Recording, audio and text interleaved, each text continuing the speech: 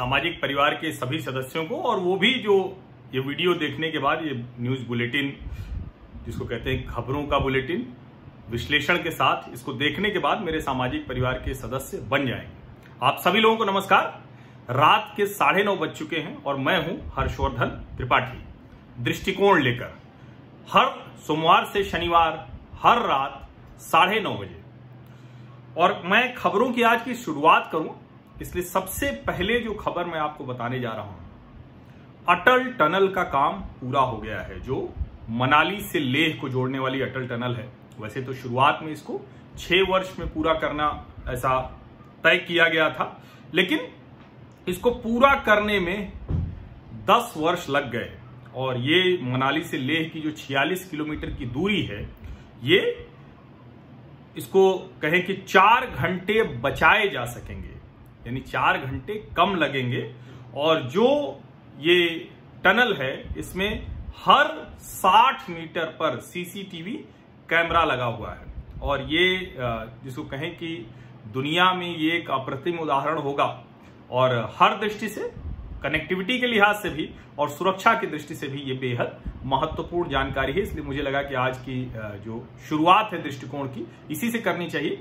और मुझे लगता है कि जब हम इसकी अटल टनल की बात कर रहे हैं, तो बुनियादी ढांचा, चाहे वो देश के भीतर हो, सीमाओं पर हो, या जिसको हम बार बार कहते हैं कि गांवों से लेकर देश की सीमा तक एक जैसा इंफ्रास्ट्रक्चर, बुनियादी ढांचा अगर हो, तो हम बहुत सी चीजों को ठीक कर सकते हैं। चाहे वो आर्थिक मोर्चे की दिक्कतें हों, या फिर अंतर्राष्ट्रीय दिक्कतें हों, या फिर सीमा पर जो पड़ोसी देशों के साथ तनाव के हालात बनते हैं, उन स्थितियों में। शायद यही वजह है कि वो अच्छी स्थिति में हम हैं। हमने बॉर्डर इंफ्रास्ट्रक्चर तैयार किया, सीमा पर बुनियादी जो सुविधाएं हैं वो बेहतर की, इसीलिए आज हम चीन को धकेल पा रहे हैं। लेकिन चीन के साथ तनाव की स्थिति बहुत ज्यादा है, बहुत ज्यादा तनाव है। और इस तनाव के बीच में युद्ध के हालात हैं, युद्ध की स्थितियां हैं। उसके बीच में भारत ने चीन से लगी हर सीमा पर अपने सैनिक भी उसी अनुपात में तैनात कर दिए हैं। और सिर्फ सैनिक नहीं तैनात किए हैं, पूरी सर्दियों के लिए रसद, उनकी सामग्री, जो कुछ भी उनको चाहिए, चूंकि सर्दियां आ रही हैं और इसमें बर्फ पड़ने लगेगी, पहाड़ों पर रुकना मुश्किल होगा। हालांकि भारतीय सेना सियाचिन और करगिल जैसी जगहों पर साल भर रहती है, इसलिए उसको बहुत दिक्कत नहीं है। लेकिन फिर भी जो बेहतर तरीके हैं, जो बेहतर चीजें हैं, जो आर्मी सेना के जवान हैं, उनको मल्टी लेयर्ड जो जैकेट्स हैं, कपड़े हैं, जो भी चीजें हैं, सबसे अच्छे जो टेंट हैं, वो सब उनको दिए जा रहे हैं। आपको एक और खबर मैं बता दूं कि बोफोर्स तोप भी वहां तैनात कर दी गई है। तो कई बार जो हल्ला हंगामा होता है, मैं उसको हमेशा कहता हूं, मुद्दे पे ध्यान दीजिए। घोटाला, भ्रष्टाचार, इसको लेके बहुत हंगामा मचा था, लेकिन ये बोफोर्स तोप है जिसने करगिल में बड़ी कामयाबी हासिल की थी, और अब चीन से लगी सीमा पर भी इसको तैनात कर दिया गया है। उससे पहले भी टैंक, तोप, ये सारी चीजें वहां तैनात कर दी गई हैं। सीमा पर स्थिति कितनी तनावपूर्ण है चीन के साथ, इसका अंदाजा इसी से लगाइए कि अब जो खबरें निकल कर आ रही हैं कि पिछले 20 दिनों में, यानी जब विदेश मंत्री डॉक्टर एस जयशंकर और चाइनीज कम्युनिस्ट पार्टी के स्टेट काउंसलर वांग यी, ये दोनों मिल रहे थे, उस दौरान भी गोलियां चल रही थी। और जो 4.5 दशक में कभी नहीं हुआ, भारत और चीन सीमा पर पिछले 20 दिनों में 3 बार गोली चलने की खबरें हैं। और वो भी कोई 1-2 फायर नहीं, 100 राउंड के करीब गोलियां चलने की खबरें हैं। भारतीय सेना की तरफ से बताया गया कि चूंकि लगातार चीन आक्रामक व्यवहार कर रहा है, इसलिए ये घटनाएं हुई हैं। और जो कहा जा रहा है कब तक गोलियां चली, 29 से 31 अगस्त के बीच में चली, 7 सितंबर को चली और 8 सितंबर को चली। 29 से 31 अगस्त के बीच पैंगोंग त्सो झील के दक्षिणी किनारे पर। जो 7 सितंबर को जो चली, 7 सितंबर को मुखपरी पहाड़ी, इस पर भारतीय सेना का कब्जा है। चीनी जो पीएलए के सैनिक हैं, उन्होंने कोशिश की और भगाए गए, खदेड़ कर भगाए गए। और 8 सितंबर को पैंगोंग त्सो झील के उत्तरी किनारे पर भारतीय सेना ने बहुत स्पष्ट तौर पर कहा है कि अगर चीन घुसपैठ करने की कोशिश करेगा तो उसे भारतीय सेना का सीधा हमला झेलना पड़ेगा। हम पूरी तरह से तैयार हैं, तनाव मुक्त हैं, एकदम आराम से हैं, भारतीय सेना की तरफ से कहा गया है। और जो संसद में मंत्री जी ने बताया, उन्होंने कहा कि बहुत सी हरकतें, कोशिशें जरूर हुई, लेकिन एक भी घुसपैठ नहीं हो पाई है। घुसपैठ की कोशिशें खूब हुई हैं। और भारत दुनिया भर में जो एक रणनीतिक व्यूह रचना है वो कर रहा है। आज जो Singapore, India, Thailand marine time exercise जिसको सिटमैक्स कहते हैं। सिटमैक्स पिछले वर्ष इसी समय हुआ था और फिर से आज उसको याद किया गया और उसमें कहा गया कि जो पोर्ट ब्लेयर और अंडमान सागर में जो तीनों देशों की सेनाओं के बीच में, नेवी अफसर्स के बीच में जो हुआ था, वो इनके बीच में जो रक्षा समझौता है, डिफेंस रिलेशनशिप है नेवी और सेनाओं के बीच में, राष्ट्रों के बीच में, ये दर्शाता है। ये सिंगापुर का जो डिप्लोमेटिक मिशन है, दिल्ली, मुंबई और चेन्नई, उनके साथ किया गया था। अमेरिका और भारत इस वक्त बहुत से समझौते कर रहे हैं। आज भी वो मिले, वर्चुअली मिले, डिफेंस इंडस्ट्रियल कोऑपरेशन को लेकर, जो को प्रोडक्शन है, को डेवलपमेंट है डिफेंस इक्विपमेंट का, उसको लेकर, यानी साथ में कैसे इस चीजों पर काम कर सकते हैं। और डिफेंस पार्टनरशिप कॉर्नर स्टोर, ये इसको किया है। ये कोशिश है कि जो एक रणनीतिक सैन्य साझेदारी बन जाए, जिससे तानाशाह चीन को रोका जा सके, उसको एक तरह से कहें कि धकेला जा सके जहां वो आक्रामक हो रहा है। संसद चल रही है, इसलिए संसद से वॉकआउट भी कल कर गए थे। हालांकि आज अभी राज्यसभा में गतिरोध खत्म करने के लिए बैठक हुई है। 5 या उससे ज्यादा राज्यसभा सांसद जिनके हैं, वो सभी पार्टियों के लोग थे।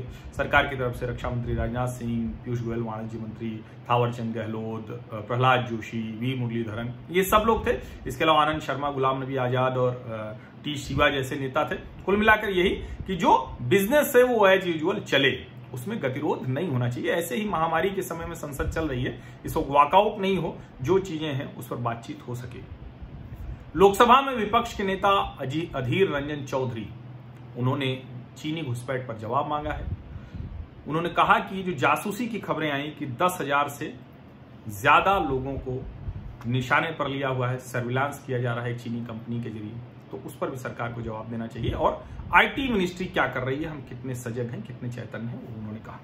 राज्यसभा ने आज एक और जो बिल है उसको स्वीकृत कर दिया, मंजूर कर दिया, the institute of teaching and research in Ayurveda bill 2020। तो बहुत सी बातें जो कही जाती हैं कि आयुर्वेद की हम बात करते हैं, कुछ करते क्यों नहीं, ये सरकार इसी पर चुनाव में आई, फिर भी नहीं काम करती है, भारतीयता जो हमारे अपने संस्कृति है, संस्कार है। तो अब वो teaching and research in Ayurveda bill 2020 ये स्वीकृत हो गया है। तो निश्चित तौर पर यहां से बहुत सी चीजें होंगी जो बेहतर तरीके से काम करेंगी। अभी ये जो चाइनीज वायरस की महामारी है, इसमें आयुर्वेदिक तरीके से बहुत से लोग ठीक हो रहे हैं। बाबा रामदेव का भी दावा है कि कोरोनिल से बहुत से लोग ठीक हो रहे हैं। जो प्रिकॉशनरी यानी पहले से जो जिसको कहते हैं कि हम सुरक्षा पहले कर लें, तो वो एहतियाती जो दवाइयां हैं उसमें कोरोनिल काम कर रही है, ऐसा भी कहा जा रहा है। जो बैंक में आप पैसे जमा करते हैं उसको लेकर खूब खबरें चलती है। कभी आ जाता है कि उसने मोहर लगा दी कि 1 लाख से ज्यादा नहीं होगा, 50,000 से ज्यादा नहीं होगा। बैंकों के बहुत से बैंकों के कोलैप्स होने की खबरें आई, खास करके जो महाराष्ट्र से जो खबरें आई। आज संशोधन बिल, कौन सा, बैंकिंग रेगुलेशन एक्ट 1949, ये बिल पेश किया लोकसभा में वित्त मंत्री निर्मला सीतारमण ने, और वही कहा उन्होंने कि इससे जमाकर्ताओं की गाढ़ी रकम की सुरक्षा की जा सकेगी और उन्हें भरोसा दिया जा सकेगा। चीनी उत्पादों पर प्रतिबंध लगा है या नहीं, और वो प्रतिबंध किसके लिए है, सवाल पूछा गया। जवाब वाणिज्य मंत्री पीयूष गोयल ने दिया। उन्होंने कहा कि 550 ऐसे उत्पाद हैं जिनको प्रतिबंधित किया गया है, जिनका आयात नहीं किया जा सकता है, और वो सभी देशों से नहीं किया जा सकता, उसमें चीन भी शामिल है। यानी आप अंतर्राष्ट्रीय शर्तों में कहीं फंसे नहीं, इसका पूरा ख्याल रखा गया है, क्योंकि सब अभी जो है वर्ल्ड ट्रेड ऑर्गेनाइजेशन, दुनिया भर के अलग अलग संगठन है, उसके अनुरूप काम करना होता है। एक जो बार बार कहा जाता था कि जो नागरिकता कानून है उसको, उसकी जरूरत क्या है, आज नित्यानंद राय जो गृह राज्य मंत्री हैं, उन्होंने एक लिखित जवाब में बताया कि बड़ी संख्या में अल्पसंख्यक समुदाय के लोग पाकिस्तान और बांग्लादेश से आ रहे हैं। उसमें हिंदू हैं, सिख हैं, बौद्ध हैं, जैन हैं, पारसी हैं और ईसाई हैं, और वो भारत में आकर लॉन्ग टर्म वीजा यानी लंबी अवधि के लिए वीजा चाहते हैं, उनको दिया जा रहा है। कोशिश की जा रही है कि उनको कोई परेशानी न हो। एक सवाल और पूछा गया कि अनुच्छेद 370 हटा तो इससे क्या फायदा हुआ, और उसके पहले और बाद में जो आतंकवादी गतिविधियां थी उसमें कितने लोग मारे गए, कितने सिविलियन, कितने सेना के लोग, तो उन्होंने जवाब दिया है कि 49 सिक्योरिटी पर्सनल और 45 सिविलियन ये टेररिस्ट रिलेटेड इंसिडेंट हुए, यानी आतंकवादी घटनाएं हुई हैं, और 25 सिक्योरिटी पर्सनल यानी सैनिक या पुलिस या और 26 नागरिक ये मारे गए हैं सीज फायर वायलेशन, यानी पाकिस्तान ने फायरिंग शुरू कर दी सीमा पर। ये कब से कब तक का है? 5/8/2019 से 10/9/2020 तक, ये उन्होंने बताया। एक और बात उन्होंने बताई कि अगर हम कहें कि टेररिस्ट इंसिडेंट कितना कम हुआ है, तो 455 आतंकवादी घटनाएं हुई थी। कब? 29/6/2018 से 4/8/2019। 4/8/2019 चूंकि 5/8 को ही वो वहां से वो हटा दिया गया था, अनुच्छेद 370, और 5 अगस्त 2019 से 9/9 तक ये घटना हुई है 211, ये भी बताया उन्होंने। लेकिन जम्मू कश्मीर से बहुत ऐसा नहीं है, बहुत सी खबरें ऐसी आती हैं जो अंतर्राष्ट्रीय साजिश की ओर इशारा करती हैं। इशारा सिर्फ इतना नहीं करती कि पाकिस्तान क्या है, जिहाद क्या है। अब वहां चीनी बम भी मिलने लगे हैं। एक ओवरग्राउंड वर्कर वो भाग रहा था, हालांकि वो बम उसके पास से जो पकड़ा गया बारामूला के तुज्जर शरीफ में, और वो उसके पास से 2 चाइनीज हैंड ग्रेनेड वो पकड़े गए। तो अब उसकी जांच चल रही है, आगे समझ में आएगा। लेकिन खतरा सिर्फ चीन का नहीं है, इस्लामिक स्टेट भारत में पांव पसार चुका है। केरल, कर्नाटक, आंध्र प्रदेश, तमिलनाडु, ये तेलंगाना, ये सबसे ज्यादा यहां से ISIS में लोग जा रहे हैं। लेकिन ऐसा नहीं कि सिर्फ यहीं से जा रहे हैं, दक्षिण भारत के राज्यों के अलावा भी पश्चिम बंगाल, राजस्थान, बिहार, यूपी, MP और जम्मू कश्मीर में भी इनके निशान मिल रहे हैं। ये भी जी किशन रेड्डी साहब ने जवाब में दिया है, रिटन रिप्लाई है। Details on states in which IS terrorist most active. NIA ने 17 मामले दर्ज किए हैं, 122 लोगों को गिरफ्तार किया। इससे इसकी भयावहता का अंदाजा लगाइए। आप सोचिए कि देश के अंदर कितने रेडिकल इस्लामिक टेररिस्ट घूम रहे हैं, कितनी मुश्किलें हैं। और उसमें हम लोग कहते हैं कि नागरिकता कानून में क्या करें, हमें ये प्रदर्शन था, मुसलमानों के खिलाफ सरकार लग गई है। इस तरह की बातें करके जो हिंदू मुसलमान करते हैं, जो भड़का रहे हैं, वो लोग देश विरोधी हैं, इसमें कोई संदेह नहीं होना चाहिए। डॉक्टर रमेश पोखरियाल निशंक, उन्होंने कहा कि जो नई एजुकेशन पॉलिसी आई है उसके लिहाज से तैयार करने के लिए जो नेशनल एजुकेशन पॉलिसी है NEP, क्वालिटी एजुकेशन हो, गुणवत्तापूर्ण शिक्षा हो, इसके लिए टीचर्स को, शिक्षकों के लिए भी एक नया नेशनल करिकुलम तैयार किया जाएगा। National curriculum framework for teachers education ये भी तैयार किया जाएगा, जिससे शिक्षक तैयार हो, एक बेहतर गुणवत्तापूर्ण शिक्षा दे सके। क्योंकि आप राष्ट्रीय शिक्षा नीति बदल देंगे, लेकिन अगर उसके लिहाज से शिक्षक तैयार नहीं होंगे तो वो कितना आगे जा पाएगा। नागरिकता कानून जैसे ही हम कहते हैं तो दिल्ली दंगे आ जाते हैं। उत्तर पूर्वी दिल्ली के दिल्ली पुलिस के स्पेशल सेल ने बहुत, जिसको कहते हैं कि इस मामले में अब तक बहुत सलीके से, समय से और योजनाबद्ध तरीके से काम किया है। टाइम लिमिट के अंदर पकड़े गए हैं लोग। आज कड़कड़डूमा की जो अदालत है, न्यायालय में 10,000 पन्नों की चार्जशीट दाखिल कर दी है दिल्ली पुलिस की स्पेशल सेल में।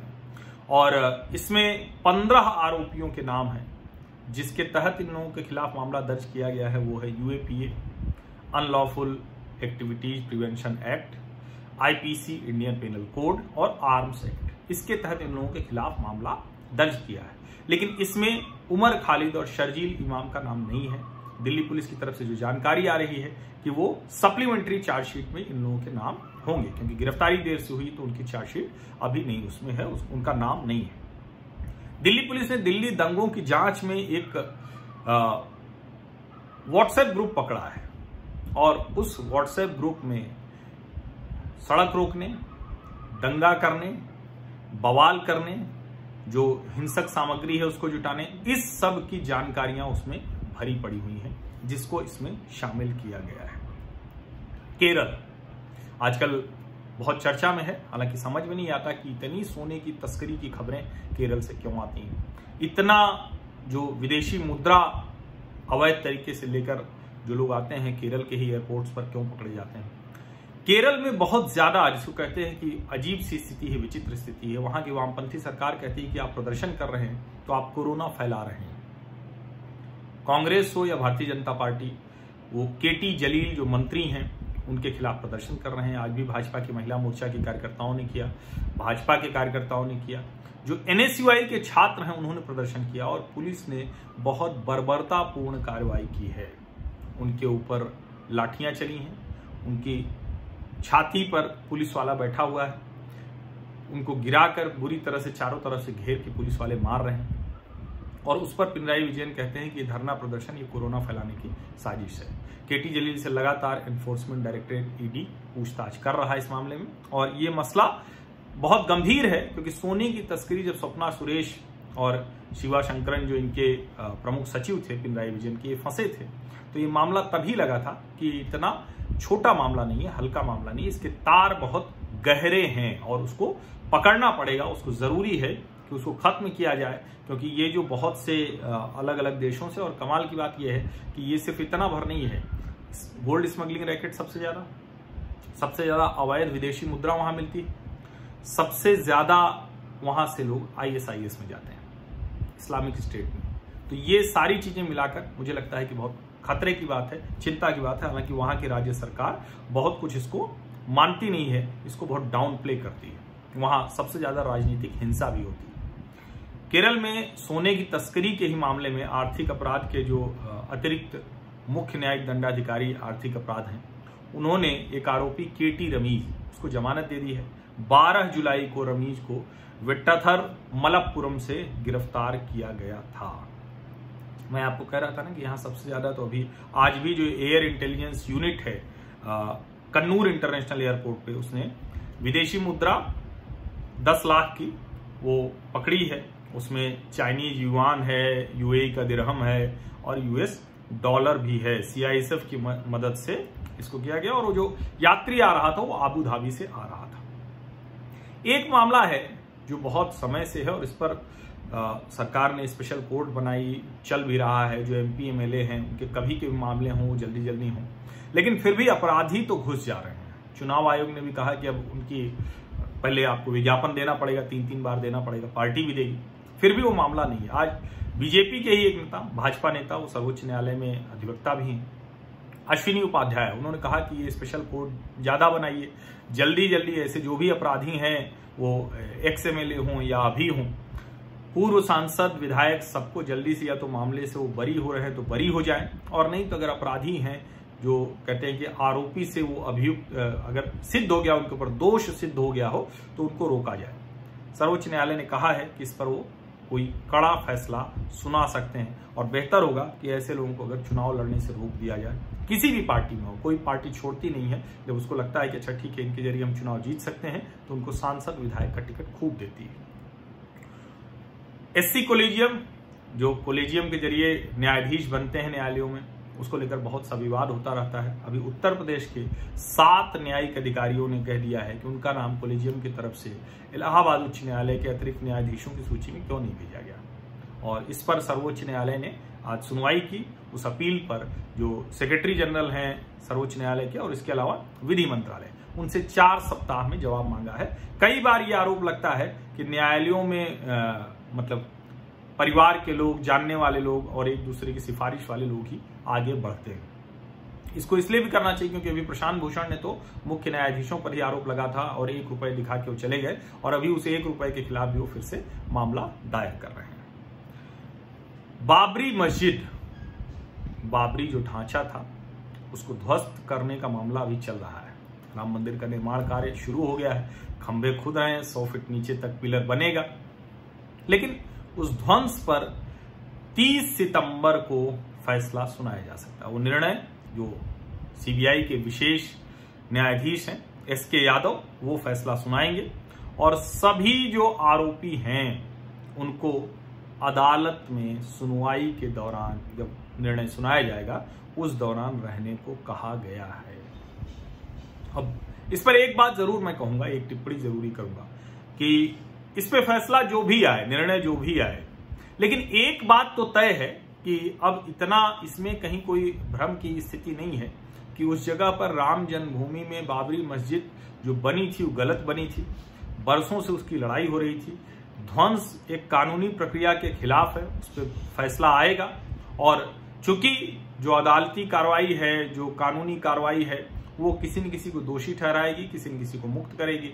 निर्णय कुछ भी आए उसको कानूनी प्रक्रिया से ही चलना चाहिए, उसमें राजनीति नहीं होनी चाहिए, किसी भी हाल में नहीं होना चाहिए। और फिर से उसको लेकर भड़काऊ मैसेजेज और इस सब पर सरकार की, अदालत की नजर होनी चाहिए। एक जो संसद में सवाल पूछे जाते हैं तो झारखंड से जो गोड्डा से सांसद है निशिकांत दुबे, उन्होंने बड़ा गंभीर आरोप लगाया है कि सर्वोच्च न्यायालय के आदेश के विरुद्ध वहां जो एक्टिंग डीजीपी हैं, कार्यकारी जो पुलिस प्रमुख हैं, उनको रखा गया है।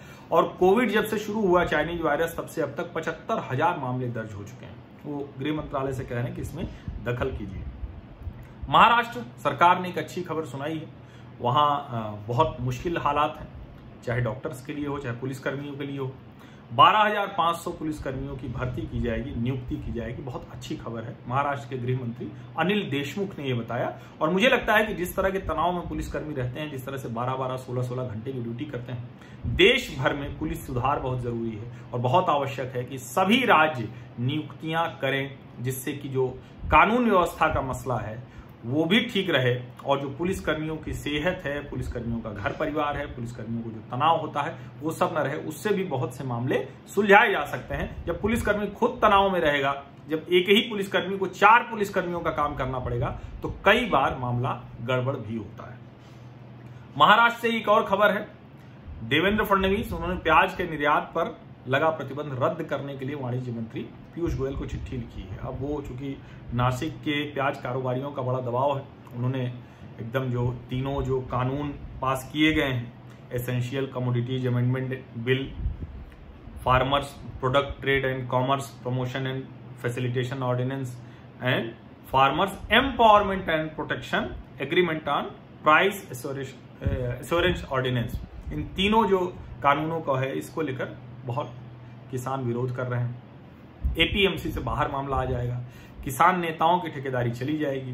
मंडी में जो नेता है उनका भी काम करना, जो दादागिरी करते थे, कार्टेल तय करते थे। मैंने एक बार, मैं जब P7 न्यूज में था, बिजनेस एडिटर के तौर पर वहां काम करता था, तो मैंने एक बार एक कहानी की थी। वो एक मनी मंत्र मैगजीन थी उसी समूह की, और उसके लिए मैंने किया था। तो मैंने बहुत लोगों से बात की थी। 12 कुल कारोबारी हैं जो पूरे देश की प्याज की कीमतें तय करते हैं। प्याज महंगा या सस्ता होता है वो तय करते हैं। अब अगर ये कानून आ जाएगा तो खेत से अपने प्याज बेच देंगे, कंपनियों को प्याज बेच देंगे, किसान को सीधे राहत मिलेगी। और किसान हल्ला हंगामा देश भर में कर रहे हैं, लेकिन शायद वो समझ नहीं रहे हैं। प्रोफेसर MS स्वामीनाथन, जो कृषि के लिए सबसे ज्यादा चिंता जिन्होंने की है, जिन्होंने सबसे ज्यादा सुझाव दिए हैं, और उन्होंने लेख लिखकर, बहुत बड़ा लेख लिखा था, आप लोग भी खोजिए उसको, मैं अक्सर उसका जिक्र करता हूं, कि जितनी चीजें थी उसमें ये भी शामिल है। पहली बार किसान को अपनी उपज की कीमत तय करने का अधिकार मिला है। इसके खिलाफ हल्ला हंगामा ठीक नहीं है। किसानों को इसको ठीक से समझना चाहिए, नेताओं के बहकावे में नहीं आना चाहिए। और अभी तो न्यूनतम समर्थन मूल्य पूरी तरह है, लेकिन आप ध्यान करके देखिए, MSP रहता है, लेकिन कितने किसानों को MSP मिल पाता है? बाजार में उससे नीचे कीमतें रह जाती है। MSP के लिए आप बेचने जाते हैं तो सरकारी लाल फीताशाही का सामना करना पड़ता है। हर राज्य की अपनी अपनी खरीद का लक्ष्य होता है। मध्य प्रदेश ने बहुत अच्छा काम किया, हरियाणा ने बहुत अच्छा काम किया, पंजाब भी बहुत अच्छा काम कर रहा था, हालांकि अब वहां की स्थितियां थोड़ी सी गड़बड़ हुई, लेकिन कुल मिला के वही है कि आपको तो वही उगाना है ना जो आप बेच सकें, जिसकी कीमत अच्छी ले सकें, और वो तभी होगा जब बाजार के कंपटीशन से होगा।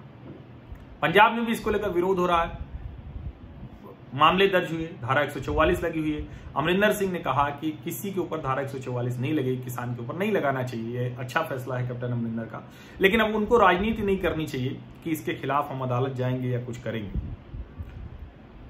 एक मामला जिसको कहते हैं कि बड़ा हंगामा चल रहा है, संसद में रवि किशन बोले, जया बच्चन जी बोली, और सच है कि जो ड्रग कार्टेल है, नशा कई पीढ़ियों को बर्बाद कर रहा है, लेकिन जया जी को पता नहीं क्या सूझा, उन्होंने जबरदस्ती उस पर हंगामा कर दिया। और अब तो सब कह रहे हैं कि बॉलीवुड बड़ा परेशान है लोग ना, नीचे के लोग परेशान हैं। आप लोगों ने क्या किया? जो करोड़ों की संपत्ति पर बैठे हुए हैं, जिनकी अरबों की संपत्ति है, उनको चाहिए था कि वो बॉलीवुड के जो कमजोर लोग हैं उनको पकड़ते, जिस थाली की बात करते हैं जिसमें छेद करने की। लेकिन सुशांत सिंह राजपूत की उस हत्या जो भी है, अभी तो आत्महत्या है, उसमें नशे का एंगल आया है। उसमें अभी जो 3 लोग पकड़े गए थे, करमजीत सिंह, ड्वाइन फर्नांडिस और अंकुश तनेजा, 23 सितंबर तक न्यायिक हिरासत में उनको भेज दिया गया। मध्य प्रदेश से एक बहुत अच्छी खबर है। शिवराज सिंह चौहान, मैं कहता हूं कि बहुत अच्छे नेता हैं, जानते हैं कि किसको कब किसके लिए क्या करना है। कृषि के क्षेत्र में 10% से ज्यादा की तरक्की की रफ्तार वाला अकेला राज्य हो रहा लंबे समय तक। अभी उन्होंने 37 लाख परिवारों को चिन्हित किया है।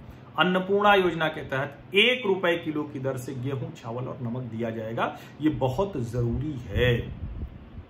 राजस्थान से एक बड़ी चौंकाने वाली खबर आई है। कांग्रेस के विधायक हैं भरत सिंह कुंदनपुर, उन्होंने मुख्यमंत्री अशोक गहलोत को लिखा है और एक राज्य मंत्री को हटाने को कहा है। उन्होंने कहा है, उनका नाम उन्होंने नहीं बताया, लेकिन उसको मोस्ट करप्ट कहा है, जिसको कहते हैं ना कि गले तक वो डूबा हुआ है भ्रष्टाचार में। और उन्होंने कहा है कि माफिया है, करप्ट है, और मैं अभी उसका नाम नहीं बताना चाहता, लेकिन आप समझ लीजिए कि राजस्थान की सरकार कैसे चल रही है। अभी भी उसमें हलचल तरह तरह की हो रही है। अब इसमें भी कोई भाजपा का हाथ निकलेगा ऐसा तो नहीं कहा जा सकता, कम से कम अभी, क्योंकि जब सचिन पायलट नहीं कर पाए तो ये क्या कर पाएंगे। लोक जनशक्ति पार्टी, भारतीय जनता पार्टी और नीतीश कुमार अलग अलग बातचीत कर रहे हैं। कुछ समझौता हो चुका है, लेकिन चिराग पासवान ने आज अपनी मीटिंग की और कहा भी तय नहीं हुआ है, जल्दी ही हम तय कर लेंगे। उधर राष्ट्रीय जनता दल में भी और कांग्रेस में भी और दूसरी जो पार्टियां हैं उनको भी आपस में उनकी सीट पर चर्चा हो रही, जल्दी हो जाएगी। लेकिन इस समय एक अच्छी खबर यह है कि दरभंगा में IIM आने वाला है, दरभंगा में एयरपोर्ट आ गया है, और जो पहला एक्सप्रेसवे है वो भी बिहार को मिल गया है। बहुत सी ढेर सारी चीजें केंद्र की तरफ से मिल रही है। लेकिन मैं बार बार कह रहा हूं कि सुशासन बाबू ने क्या किया, केंद्र की सरकार तो कर रही है। अगर डबल इंजन की बात करते हैं तो जो सुशासन बाबू वाला इंजन है वो बहुत कमजोर था, बहुत रुका रहा, थका रहा। सारी की सारी चीजें, चाहे वो माइग्रेंट लेबर से जुड़ी हो या जो भी, सब केंद्र की वजह से ठीक रही। जम्मू कश्मीर में उपराज्यपाल मनोज सिन्हा ब्लॉक दिवस के मौके पर शामिल हो रहे हैं। खानमोह ब्लॉक में वो थे और ये अच्छी चीज है। वो कह रहे हैं कि हम खुद जानना चाहते हैं कि आर्थिक सामाजिक स्थिति क्या है। पोर्ट ब्लेयर में वीर सावरकर अंतर्राष्ट्रीय हवाई अड्डा, नया भवन लगभग तैयार हो गया है। एकीकृत बिल्डिंग जल्दी होगी, पूरी तरह से फुल्ली एयर कंडीशन होगी, और ये प्रति घंटे 1200 यात्रियों की क्षमता वाला है। वार्षिक 50 लाख यात्रियों की क्षमता। टूरिस्ट, पर्यटक ज्यादा आएंगे, उनके लिए बहुत जरूरी था। और अब मैं बुलेटिन के आखिर में, जिसकी मैं अक्सर बात करता हूं, चीन सीमा से शुरू किया था, चाइनीज वायरस पे खत्म कर रहा हूं। संकट बड़ा है, 50 लाख संक्रमित भारत में हो गए हैं। 90,123 नए केसेस पिछले 24 घंटे में आए। 1,290 जीवन हम नहीं बचा सके, पिछले 24 घंटे के आंकड़े हैं ये। और जो अभी आंकड़ा है वो 50 लाख के पार जा चुका है।